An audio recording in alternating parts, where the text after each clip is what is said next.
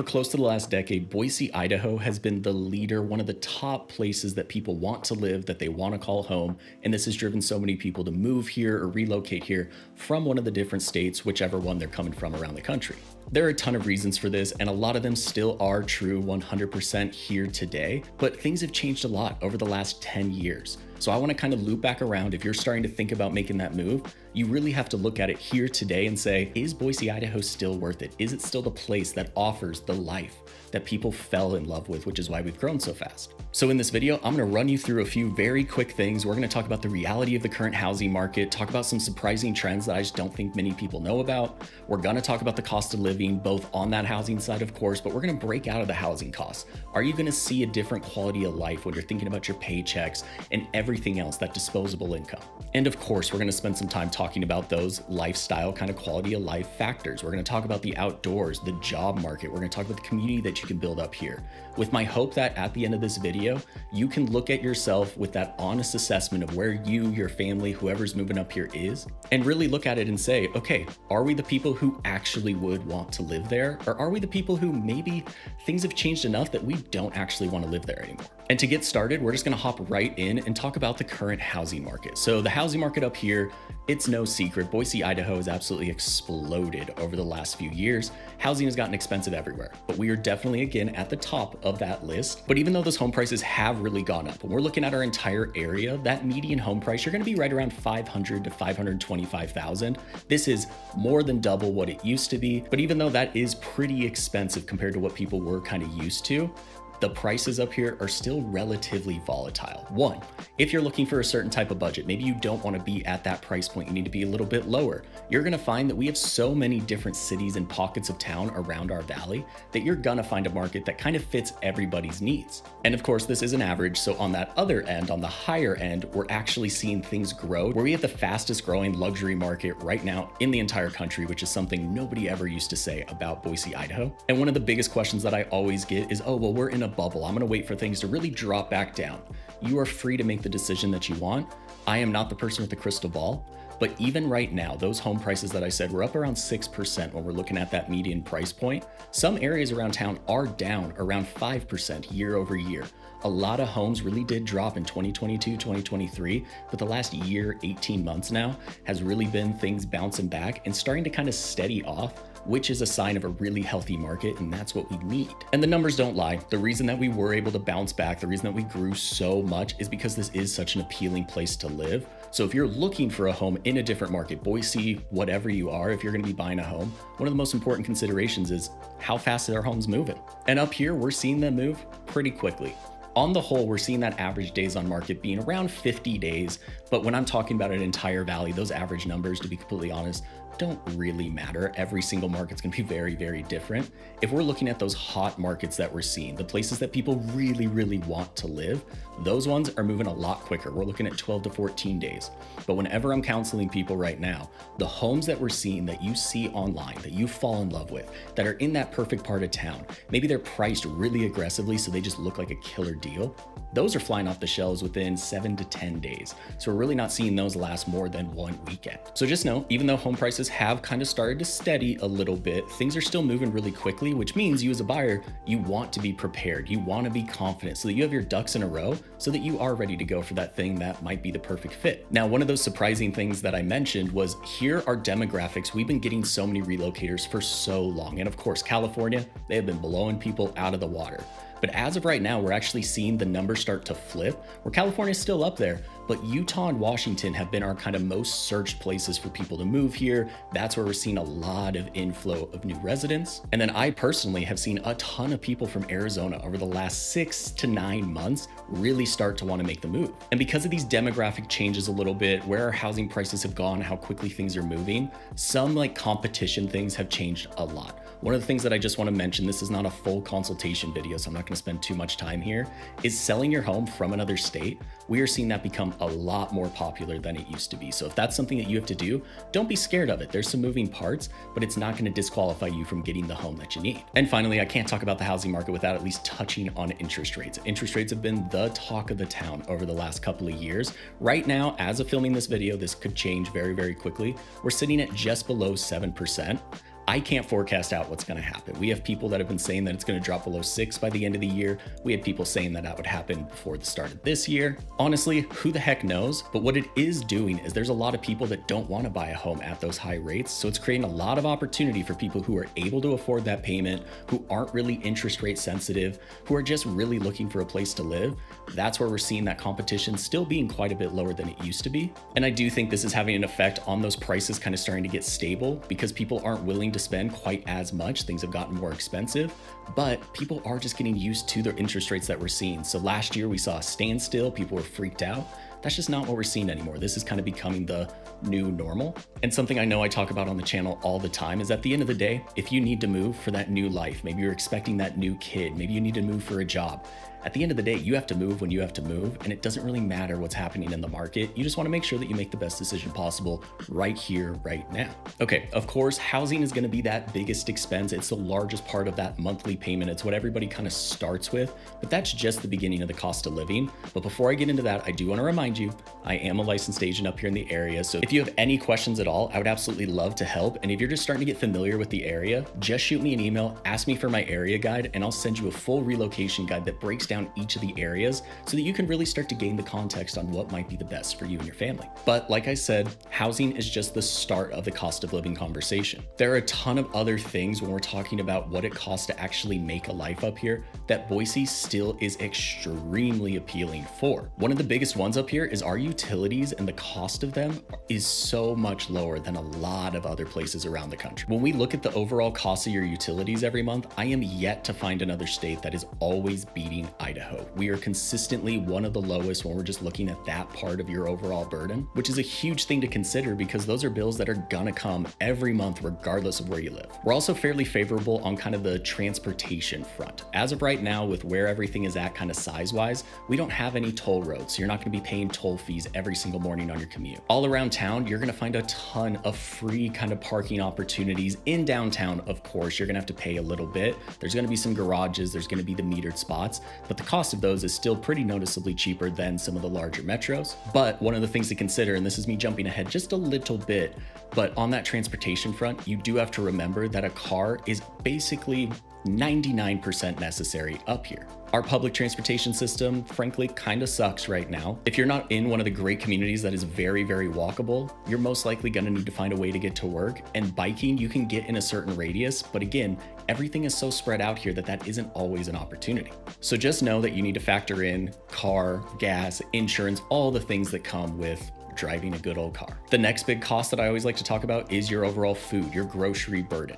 It's important to note that we are the main big metro area here, so you are gonna see that things are gonna cost around 10 to 15% more than some of the smaller towns kind of around Idaho. But it is fairly common when people make the move here that they see a noticeable difference in their kind of weekly, monthly, however often you wanna go to the store, that overall grocery bill compared to some of those major metros that they come from. This is one of the areas that's fairly easy to find some information online. So as you're starting to think about you and your family, because a couple, my wife and I right now with no kids, our grocery burden obviously is very different than the people that live down the street with us who have 5 kids. So next time you go to the grocery store, start to keep an eye out for what do those staples cost, and you can easily hop online. There's all sorts of cost of living calculators. You can hop on Fred Meyer, you can look up a store, but you can then see, okay, what would that be costing me where I choose to live? One of the other areas that Idaho pretty regularly beats the other states in is that our overall tax burden is going to be quite a bit less than some of the other states that people are moving from. First, and the biggest one, our property taxes here are insanely low. This is one that every single time I give people the estimate, they compare it to where they're coming from, they are blown away. Very consistently, they think it's a typo.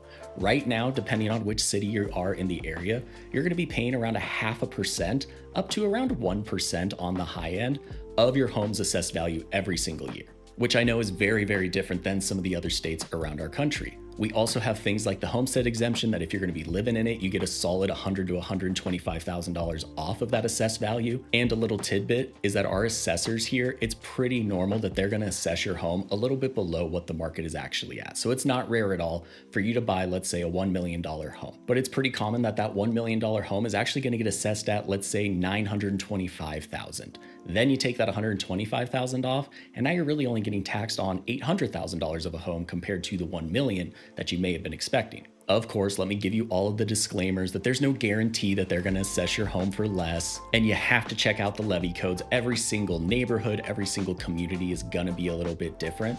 But when you're looking at it, I honestly almost guarantee that your property taxes are going to be a little bit lower than what you're used to. And then the other big tax that people always ask about is we do have a state income tax, but it is a flat rate. So you're going to be paying, as of this video, it's 5.695%. There are going to be the states out there that have no state income tax. There's going to be some that are quite a bit higher. But again, you have to look at it as your overall tax burden, but also make sure that you're looking at what is the sales tax out there? What's the property tax? That is the biggest one.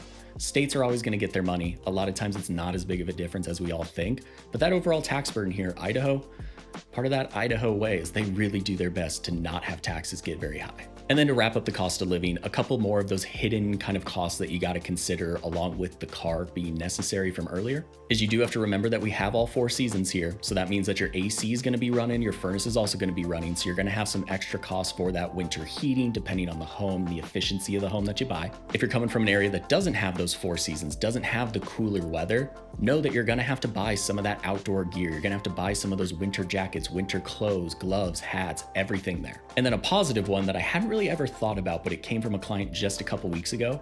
Idaho is a pretty good place to, if you need to find a way to cut, it's pretty easy to avoid kind of a hefty gym fee because we have the green belt going all the way through town. You are right next to the foothills, the outdoor activities, pickleball. There is so much out there for you to get your exercise that a lot of times you can have a gym if you would like. We have some good opportunities, but you don't have to have that the same way you would in some of the larger areas where you might not have access to the outdoor activities that we do. Next, I want to touch on the job market and kind of the opportunities that we're seeing just really, really quickly. We do have some industries that are growing. On the general, I will be completely honest, wages up here, they aren't going to be very competitive. When we're seeing that kind of relation between housing, cost of living, and where the wages have gone, Idaho, they are not doing well kind of closing that gap. But a lot of this does come down to the specific industry. And we are seeing as our economy and everything is growing up here, we're getting a lot of new industries, we're getting a lot of new businesses, which hopefully will lead to some of that down the road. But this is an area, do some of your own research. Make sure that you know what salary should you be expecting, but then how does that relate to how the cost of living changes? I talk about it all the time. Use one of those cost of living calculators, but if your salary drops 20%, but your cost of living is going to drop 50%, that's still a 30% net. So I let you handle your own finances, but just know, get the whole picture so that you really know what you're getting into. A couple industries or sectors that we're really seeing start to grow is our tech and engineering sector. That is absolutely exploding. We're having Micron expanding, opening a second fab. HP has headquarters here that are continuing to grow. We are kind of a hub right now for all sorts of tech startups. And personally, I think this is where we're going to see the most growth over the next couple of years. People love the business environment up here. The low level of regulations, it is very friendly. When you're thinking about the taxes and everything there, the growing economy, it is a very good place to start a business, which makes it very appealing for young entrepreneurs. We also have a robust and pretty quickly growing kind of healthcare and education sector. We're seeing a lot of those healthcare jobs, the hospital facilities, they really do need more people. We're having more of those kind of specialized services pop up here as the growth has been going. Boise State, our big university right here in town, is consistently growing. So they are trying to expand more and more. So there are some really good jobs in sectors that people tend to be coming from. And of course, even when I talk about the wage difference, so even in these growing sectors, make sure you know what you're getting into. Something that really drove some of that growth, and it's starting to dwindle just a little bit, but it's still a really good situation if you can find a way to do it, is remote work from some of these more expensive states. They were moving up here, getting paid that larger salary and having the lower cost of living. Companies have started to smart up to that a little bit, but if you're able to continue the same job that you're doing remote work, that gives you flexibility. It also gives you that predictability of what you're going to be making. And then with this growth, an area that we're always seeing more and more opportunities come from is more of those service jobs. You're going to find a ton of availability, but this is going to be an area where that wages versus the housing and cost of living cost is really going to start to widen. So just keep that in mind when you're making the overall decision. All right, but you know what? I think that we've spent enough time on the financial component. Let's spend a little bit of time talking about the quality of life things that may have changed and see if that still makes this a good move or not. First up, we have to talk about the outdoor lifestyle that we have here. The access to all of the recreation activities that we have up here is really, to be completely honest, kind of becoming unmatched all around our country. I harp about it a lot, but really regardless of where you are in the valley, you're gonna be 30 to 45 minutes away from any outdoor activity that you want to do. If you want to get into skiing, you're gonna have a ton of opportunities for that. Fishing, you can stay in town on the Boise River. You can head out towards the Snake River. You can head up north towards the Payette. There's a ton of great opportunities there. Maybe you want to hunt, you want to mountain bike, whatever it is, I can point you in a direction and you're gonna have access to that. This opens up a ton of possibilities for you to get out and actually enjoy those types of things, but it also can save you a ton of money when you're talking about travel costs. When you're 45 minutes from something, it's very easy to take a quick day trip, or you're just driving a couple of hours to get to it. It's no longer having to drive 4 or 5 hours to get to the ski hill that you want. Take a flight and then a drive to where you need to go. You got a lot of stuff in close proximity, so you can make it work for your budget. Of course, with the outdoor lifestyle, we do have the 4 seasons. So we have a true distinct spring, summer, fall, and winter. That means temperatures throughout the year are gonna go up and down. For the most part, we do have a pretty moderate climate. When you get into the winter, you're gonna notice that the snow falls, but then everything melts fairly quickly if you have the sunshine on that part of your property. In the summer, the way that our days kind of go here, it doesn't get dark or start to have that sunset until 9:30, kind of in that peak of summer. But that also means that the mornings of summer can be 10, 20 degrees cooler than it'll be throughout the day. So you kind of have to get used to that. But on the whole, we are going to be a pretty mild to moderate climate. We're going to have a couple of weeks in the winter that it gets pretty freaking cold, those single digits. And then on the flip side in the summer, you are going to have a couple of weeks that gets very, very hot up towards those triple digits. I have a ton of videos about this on my channel, so just look for one of those. But I'm a huge fan of the 4 seasons, and I think a lot of people, they make the move up here because of that. Another aspect of our outdoor lifestyle that I think you need to know about is we do have throughout the year. Boise as a whole, one of the big pros is we have a very clean air quality type of feel. People come up here, they talk about how clean it smells, how they're not smelling that smog, the pollution, anything like that. But we do have a couple times a year where our air quality actually becomes kind of bad. Every year, kind of at that late summer to early fall, we do have fire season where, because again, not a meteorologist, but however it works, fires from Northern California, Oregon, even from Northern Idaho, they'll kind of start to bring that smoke down and we will get some very strong smoke for a couple of days. Our city responds pretty well. They shut down outdoor activities. It's something where you're not going to be in danger going outside, but you're going to taste a little bit of a difference. This is very important if you're somebody who has some sort of lung issue, if you have asthma. Just know that there's going to be some times where you got to kind of think about it. And then every so often in the winter into the spring, we're going to have some inversions. So inversions, that cloud cover kind of just makes a grip, blocks the sun out for a couple of days. It can last for up to a couple of weeks, but it kind of creates a little bit of a barrier where it does kind of keep everything in, which just hurts the air quality a little bit. But again, I always want to repeat, outside of those, our air quality up here is very, very good. That is one of the areas that I think we're just spoiled with, and we don't always know how good we actually have it. Now, the last area that I want to touch on a little bit about life up here as of right now is we're going to talk a little bit about the community, the culture that you should expect when you're making the move up here.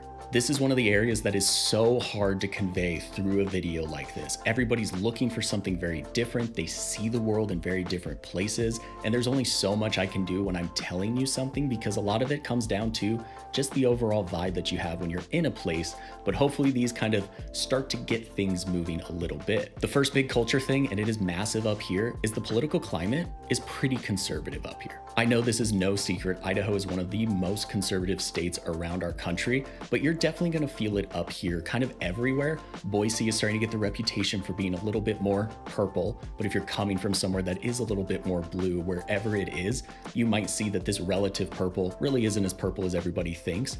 But the thing is, here in the area, you're going to find people all along the spectrum. You're going to find people that believe every single thing. And for the most part, people are going to be along that spectrum. You're going to find the people that agree with you, the people that don't, but everybody's going to be fairly civil. They're all going to be friendly. That isn't something that they try and have drive their lives. But you are going to have a few very, very loud people on that kind of far right side. Everything skews that way. So if that is something that you're not prepared for, you're just not used to it, it's gonna be a shock. I'm from Colorado originally. I know exactly how it feels, and I've been here for over a decade, and there are times where it still is a little bit of shock, which is how things kind of run up here. Now, our art scene up here is gonna be pretty limited. We don't have a ton of different options. We don't have 10 different museums that you can go to, but the things that we have up here, they are high quality, award-winning kind of arts attractions. You're gonna find a few really great museums in downtown Boise. We're gonna find that we have the Idaho Shakespeare Festival, where professional theater troupes come out. They do a few different plays throughout the summer, and it is absolutely fantastic. We're gonna have the Morrison Center right down on Boise State's campus that has legitimate Broadway troupes. They come through and perform here. So even though when you look at a calendar, you might see fewer options, if you're somebody that's into this side of things, it's growing a lot, but you're also gonna find that it's very accessible, it's not overly expensive, and there's gonna be very high quality things. And then staying on that thread of things that you like to do, I always like to point out that social connections up here with the size of our area, depending on which city you go into, especially social connections and kind of meeting the people that like to do the same things as you, all of that, it doesn't happen on accident up here the way that it does in some of those larger metros. So as much as I avoid it sometimes, it is definitely important here. Join the clubs, be proactive, find the things that you like to do, and build your social circle that way, because if you don't, it's very easy to start to feel a little bit isolated. And then I do always like to touch on the growing pains up here. They're not blown out of proportion. The growing pains here are real. You're gonna feel that with increased traffic, a little bit more crowded spots in certain areas around town. The infrastructure, it is not the best. We are seeing, especially some of our smaller towns, as they're growing, they are struggling with having that infrastructure keep up with the population. But we are also seeing, and this goes especially for Boise Meridian, we're starting to see that they've been behind the ball on a lot of that, but they're starting to catch up a little bit, and they're starting to plan ahead much, much better because they've learned from their mistakes a little bit. So overall, I know that that's a lot. If you've made it this far in the video, thank you so much for watching. Hit that subscribe button down below. Since this didn't absolutely suck, you'll be the first one to know everything you need to know about living up here in the Boise, Idaho area. But on the whole, really it comes down to think about everything that I talked about, and I want you to take a very honest assessment of where you, your family, where you guys are at right now and what you're looking for, and figure out if this would be a good fit. In a very quick summary, a few things that I think would make Boise a pretty good fit for you is if you're somebody who wants to make that outdoor lifestyle a priority. You want that nice, tight-knit community feel. You want to make sure that you're a part of a growing economy, somewhere where you can really see things start to evolve. You want that lower cost of living. Those are some things that Idaho has just beat everybody else at for a while, and those aren't really gonna change. The cost of living, of course, is gonna continue to go up, but if everything else is going up, you gotta keep it all relative. And as much as I am biased about our area, there are a few areas that if these are deal breakers for you, Boise might not be the best fit for you. And these are just gonna be the honest assessments of where we're at. If you need extensive culture, an art scene, you're just not gonna find that here right now. We aren't at the size, we haven't seen that growth quite yet. Like I said, we have some very high quality, but if you need multiple world-class museums, you need a couple of different theaters to go to. That's just not